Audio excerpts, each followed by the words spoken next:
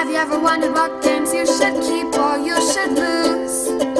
Find out here at Purge Reviews. So our family this Halloween season decided to do a 31-day, 31-game challenge. What this means is that we were going to try to play one Halloween game, themed board game, per night. Now, I will say that we succeeded and we failed at this. So I created a calendar for the family, as you can see here, has all the dates on it. You can see things crossed off and things off to the side. So what really happened?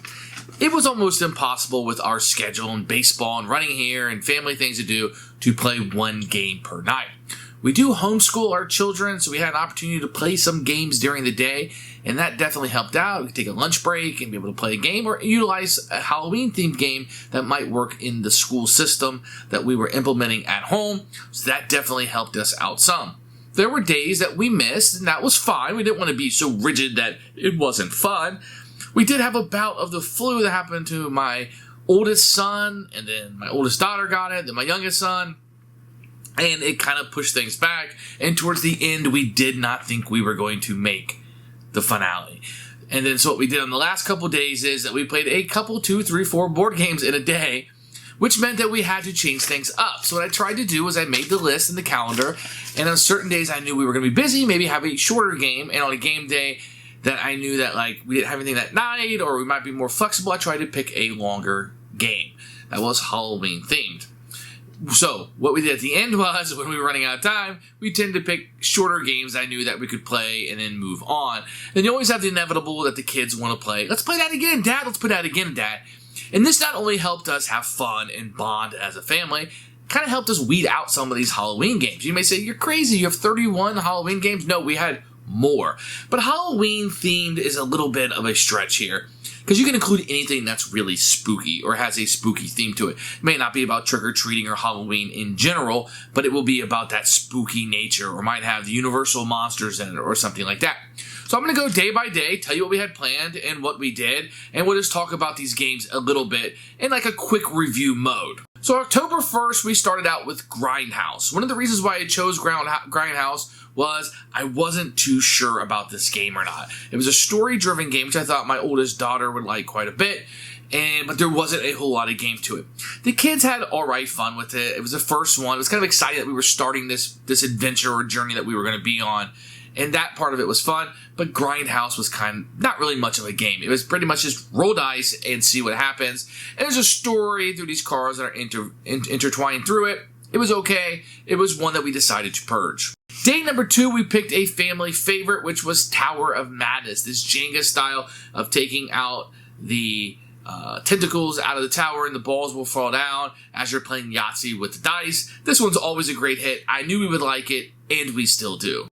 Number 3 was Disney's Return of the Headless Horseman. This is also a cooperative game that the family likes. We like the cartoon, we like the theme, we like Disney, and the game itself is kind of fun. It does skew a little bit easy depending on how the cards are played out. This is one that we might have solved in some ways, but we do have a blast with it. So we were off to the races, so to speak, with the horses, and we were having a great time. Number 4 is probably the longest game on our list, which was Scooby-Doo's Escape from the Haunted Mansion.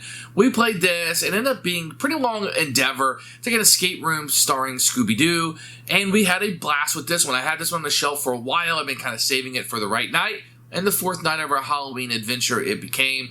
And this one, like I said, was the longest one because there's 2 parts to it. We wanted to complete the puzzle in one night. It dragged on a little bit. Probably is best split up. I don't know, because you want to make sure you kind of know what's going on with the puzzles. But this one was a huge hit. We actually lent it out to a friend that's on a cruise, and hopefully they're enjoying it right now. On the 5th night, we played Goosebumps Road to Dead House. This is a kind of a almost like a hand management racing game, kind of like Sorry. It's a guilty pleasure because the kids like Goosebumps, but it isn't like this magnificent game. We decided to keep it. We do like it. The Goosebumps theme is the reason why it's an okay game, but it satisfied the night's requirements. On the 6th night, we played Scooby-Doo Fun at Fright Park, one of the best children's games ever created. It's got this Clue atmosphere as you're going through it and you're solving a mystery. The theme and the IP fit very, very well together, and it's a very fun experience. What I highly recommend if you don't have this one, this is one of the best Scooby-Doo games on the market. Number 7, we stepped up our game a little bit. We had a little bit longer time to play. We played Cthulhu Pandemic. This is a cooperative game set in the Cthulhu universe. Things are kind of shrunk down. The tentacles are coming out, and the cultists are doing their thing, and you have the old ones that are popping out. This was a really fun one. I kind of stretched a little bit to play this with the family, and boy, am I glad I did. This game is going to be a keeper, and one we can play every Halloween. Number 8, I knew we were going to hit some of these Stephen Rhodes games, so we started with Let's Dig for Treasure. Pressure Luck is a quick game. It goes over well with the family. It's kind of a family type of game that we like quite a bit, and I knew this one we had played previously. The kids didn't really remember it too much, but I knew it would be a hit, and Let's Dig for Treasure is one they wanted to play over and over again that night. It's a rather quick game, but it's a fun one too. Lots of luck in it. Pressure Luck. It worked for the family. Great Halloween-themed game. Number 9, living in the Orlando area, is Disney's Haunted Mansion. We loved going to Disney, and recently we had gone and rode the ride, so it was really fun to play the board game and kind of go through that atmosphere with it. So it was a hit for us. This is one a lot of people didn't like as much as we do, but it's kind of a fun family weight board game. On the 10th night, we played Ghost Castle. This is one I bought for my daughter previously, and we liked. It does have quite a bit of setup, so you're going to have to set this whole contraption up. And of course, I got stuck with Dad as I was setting it up. They came into play. The components are wearing a little bit with the cardboard. It doesn't work as intended, and it's not a very good game. It's one that we decided to not keep. It's just not one that's going to get a whole lot of play. Looks neat. We have other games that look neat. It just didn't devolve into a lot of fun. One of our least favorite games that we played so far this month, up there with Grindhouse. 11 was Spooky Manor. Now, this was a board game that I believe was an add-on for Monsters on Board, but I find out, which I really do like Monsters on Board, but I really like this game too. It's a card drafting game where you're building your mansion, you're kind of like Spooky Manor, and you're putting spooks out it in order to collect points. This one was a huge hit. It stretched my kids a little bit to be able to play this and to be able to, because it's really an adult game or a filler game, but it was able to stretch them out a little bit to play a legitimate board game versus a children's game, and it ended up being a hit. So this is one I think that we'll be playing more and more in the future if we do this 31-day challenge again. Number 12 is Monster Mayhem. Now this is a game that I bought, got rid of, bought again, just mainly for the theme. I thought it might work out. The kids were a little bit older, and boy was I wrong. There's bad stuff, and like crack wars and pimps and stuff like that, and the game itself isn't very good. There are times where you roll the dice, you only move one space, and you can't do anything, and there's only 5 rounds of the game. Total bust. This was by far the worst game that we played for the month. I don't even believe we finished it all the way. It was just a bust, and we laughed about it, and now we have an ongoing joke, and that's part of why we do this, is to have those family memories, and now we have one about how horrible this game was. Number 13 was a new Kickstarter game I got. I played it once before with my wife, and I introduced it to my children, and that is Dreadful Meadows. This is a candy kind of farming game, if you will, and it's probably one of the closest one to Halloween that we've played so far. Just the fact that you're growing candy and kind of doing that, I suppose. But it's a really good engine building game. There's some interesting decisions. The scoring's a little wonky, and the kids, I think, had a hard time understanding that completely. Once we played it once, it clicked with them. But it's a legitimate board game. It played well, and we had a really good time with it. I think as they get older, this is kind of what will more skew to these type games versus like the Goosebump type games. So Dreadful Meadows is a huge hit for a Halloween game, one I can easily recommend. Number 14 was Pumpkin Showdown. Now, this ended up being, I guess, a retheme of an elf game that we had where you're throwing snowballs and stuff. And I think this game has been released quite a few times with different themes. And I didn't catch that when I was purchasing. I just kind of saw the Halloween theme. You know, it's a $6, $7, $8 game. Well, why not? It's not a great game by any means. We already had the elf version, I think, which is better. Very luck-based, take that-ish. It was one of the games that we're also going to be purging, not one that we wanted to keep. Just didn't fit. We have other Halloween-themed games that we'd rather play. Didn't fit for us. It's fine for a little filler, but I think we're going to keep the elf version instead. Number 15 was Loot and Run, which is a little pressure luck card game about you have mummies and different monsters inside, and you're trying to bluff the other people and score as many points as possible. This has been a favorite for a very long time, so it was really good to kind of bring it out in a Halloween. I guess I stretched a little bit because there's monsters in it, right? That works. And the family really liked it. Once again, pressure luck works really well with my family, and this is one that kind of fit that bill for us with the Halloween theme. And we're almost halfway through the month. We're getting ready to go into the halfway, so let's see what we have at 16. So at the midway point, we decided to play a really good game, Ghost Fightin' Treasure Hunters, which is one of the best children games ever made, cooperative game. Yes, sure, it borrows a lot from Pandemic, but this game is really fun. There is a Ghostbusters theme, but we played the original, and there's a pretty nice expansion for it also, which we did not play. We just wanted to play the vanilla game and kind of have a good time with that as we kind of get up to speed on the rules. And then when we play it again, we do so with the expansion. It's kind of our modus operandi that we do around here. Halfway through the month, and we ended the halfway point with a fantastic game, definitely a keeper for us. On day 17 was the first time I had to change things up. I originally had planned Masters of the Night, which is a fun little cooperative game, but it can take about an hour to play, and we didn't have that much time. So instead, I punted and played Dracula's Feast, which is a little card drafting, set collecting type game that the kids actually really liked. It ended up being one of the most favorite games that they played for the month, so I'm glad I made that irrational or rational decision, if you will, and we changed things up, and we had a blast with this one. So this ended up being one of the favorites that we played for the month. Number 18, we were supposed to play Core Quest, which is a dungeon crawler that I had planned.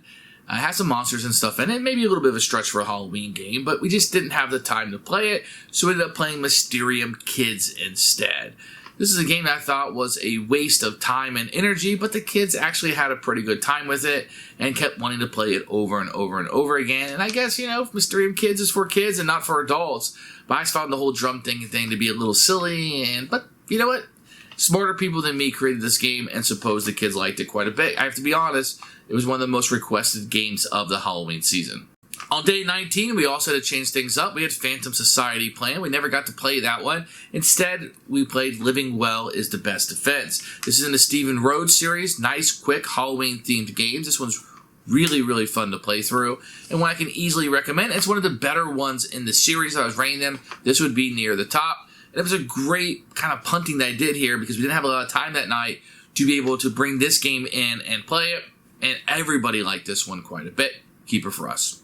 On the 20th, we were supposed to play Horrify. Once again, it's about an hour to play and has some rules explanation, so we ended up playing Friday the 13th, Camp Crystal, which is another pressure luck game, which tends to work well in our family, and one everybody had a good time with. We always have that inevitable, it's getting late, we need something fast, let's keep our Halloween thing going, and we ended up playing Camp Crystal instead, but it went over really well. There's nothing in here that's super scary for kids. You're not getting killed by Jason, just running back to your cabin, but it's not a very scary game. It's really re-theme of a game called Quartz. I think there was a Snow White edition of this, but it works pretty well for a pressure luck game. On the 21st, we were supposed to play Baba Yaga, which is about a witch. I didn't pull that one out because I didn't know the rules that well, and we ended up playing Let's Summon Demons instead. We kind of got the Stephen Rhodes kicks where it was doing well with the family, so I said, let's keep going down that road. I knew Let's Summon Demons was a dice roller, which the family likes. That kind of has that space Machikoro effect, which those two games go over well with the family. So I thought they would like this one quite a bit, and I was correct.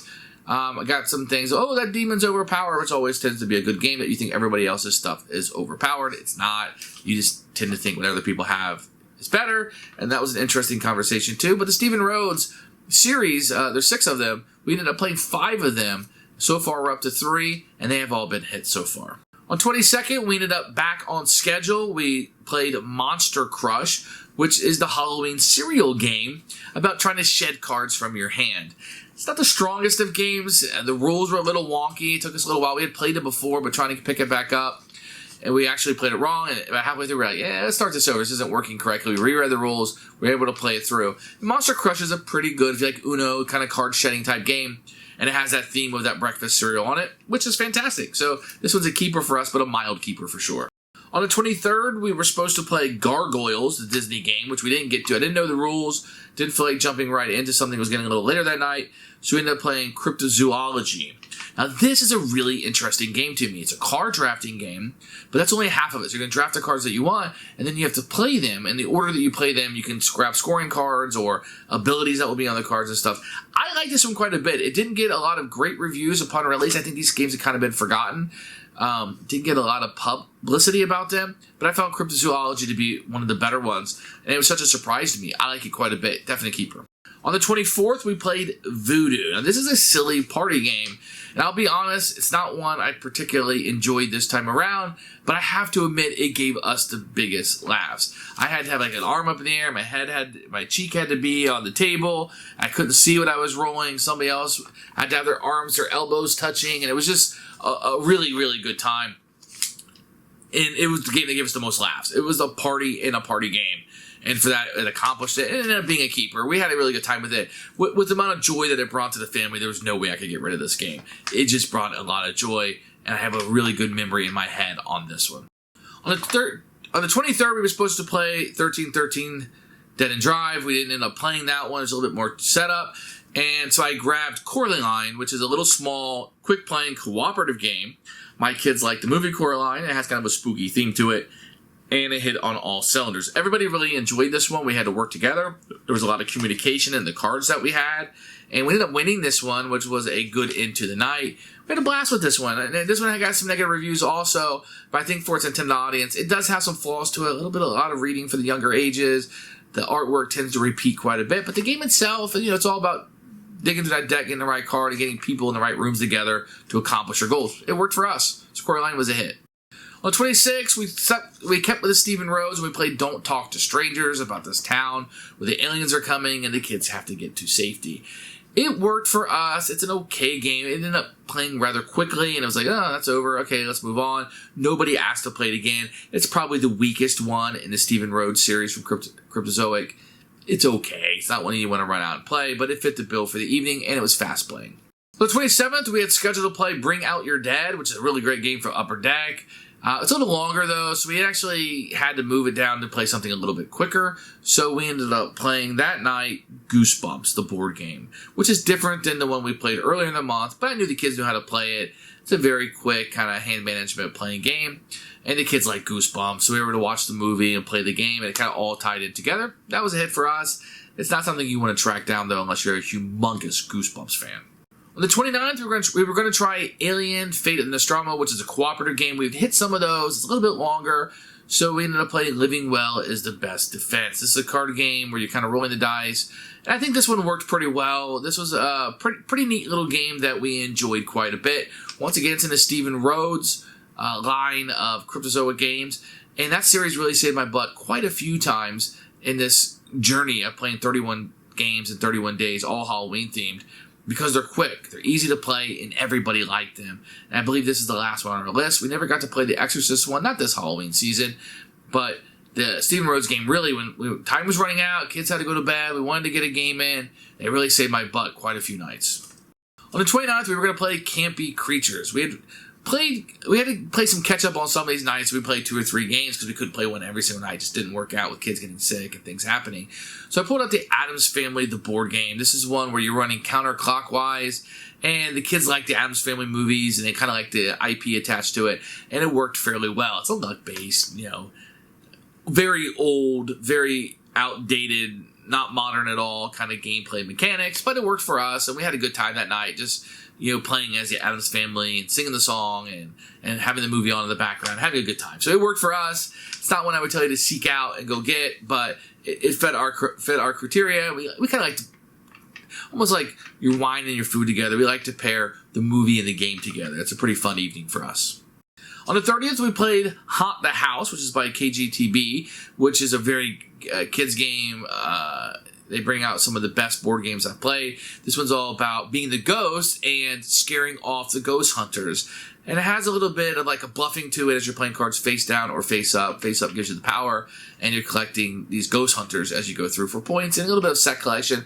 This one works really, really well. It's a beautiful game. And this is probably one of the Halloween games I would say if you don't have a large Halloween collection, maybe 3, 4, 5 games, this is one you should check out and track down for the family. Of course, this is a great one. And on 31st, after we went trick-or-treating, we played a game. We played Spookies. Spookies is one of my favorite children's games. Yeah, it has your pressure luck. It has that dice rolling mechanism to it. You can choose you want to roll 2, 3, or 4 dice as you go up, and there's some luck in it, pressure luck, whatever you want to call it. But this game is fun. This is one of Hava's best games and one I can easily recommend. Thanks for taking our 31 game challenge with us and sitting here through it all and listening to how we spent our holiday season for Halloween. We paired a lot of these with movies. We'd sit there as a family, either watch the movie and play a game, or maybe have the movie on in the background. That was a really fun endeavor. There are some games here I want to talk about: Core Quest, Masters of Night, Phantom Society, Gargoyles, Alien, Fate of Nostromo, Horrified, Baba Yaga, Bring Out Your Dead, and Campy Creatures. all games that I do enjoy a lot. They were scheduled to be played, but we had to be a little bit flexible with that. And as a dad or as a parent, I had to say, okay, 20 minutes, the kids are going to run out of steam. Let's get something in here, maybe 15 minutes. Let's punt this a little bit. I had to move things around. I had to be flexible. We couldn't play a game one every night. I would have liked that to have been an occurrence. I didn't have a lot of good family time. But sometimes it was more feasible to sit down and play 2 or 3 short games in a row, and we had to be flexible in that. The whole family was in on this. They really did want to accomplish this, and we did. And if I'm being truly honest, on Halloween night, we did play 2-3 games. And the night before, we played 2-3 games. Just to get caught up, have fun, and have those family moments. One of the things it did was it brought us together as a family. We had fun. We had these memories. And it also kind of let us go through our collection and see what we wanted to keep, what we liked. As the kids get older, they're not going to like the same games. And we were able to kind of come together as a family of that. But it also brought the holiday season together. It made it feel like Halloween the whole time when we were playing these spooky-esque games. And it was a totally winner for us. So if this is something that interests you, give me some feedback. If you guys have ever done something like this, give me some feedback. If you plan on doing it in the future, and what games would you have selected? If you were setting out your 31 calendar, and you had all the time in the world. We had strains, so I wanted to bring that up, that there were games that we had planned, and we had to change those out. What 31 games would you have planned to play? I would love to hear that if I can get any feedback on that. Thanks for watching this all the way to the end. If you like this and other videos like this, please subscribe and like. I'd be really happy to see you guys on this board game journey with us. Thanks for watching.